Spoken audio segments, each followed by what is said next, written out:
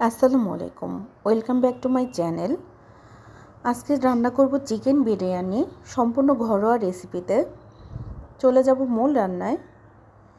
আমি এখানে পেঁয়াজটা বেরেস্তা করে নিব। পেঁয়াজ বেরেস্তা হয়ে গেলে উঠিয়ে নিব।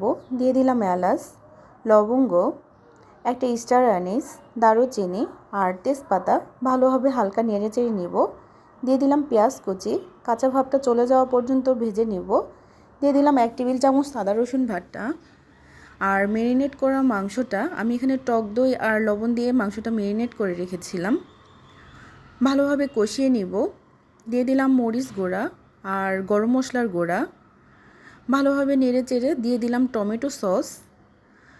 মাংসটা একটু সময় রান্না করে নেব স্বাদ মতো লবণ দিয়ে। এখন ঢাকনা দিয়ে ঢেকে রান্না করব। আমার মাংসটা রান্না হয়ে আসছে। এখন দিয়ে দিব চাল। আমি এখানে চেনি গুঁড়ার চাল ব্যবহার করছি।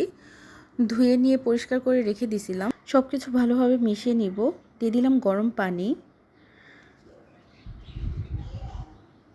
আবারও নেড়ে চেড়ে মিশিয়ে নিয়ে অল্প একটুখানি গরুর দুধ দিয়ে দিব একটা সুন্দর ফ্লেভার আসার জন্যে।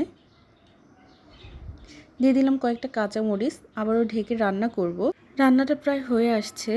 দিয়ে দিব পেঁয়াজ বেরেস্তা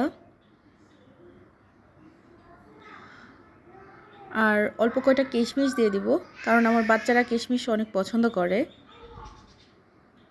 আবারও ঢেকে রান্না করব অল্প আছে। এই তো হয়ে গেছে আমার চিকেন বিরিয়ানি, একদম পারফেক্ট হয়েছে। মাশাআল্লাহ, খেতেও ভীষণ মজার। ট্রাই করে দেখতে পারেন, বাড়তি কোনো মশলা সম্পূর্ণ ঘরোয়া রেসিপিতে। ভালো থাকবেন সবাই।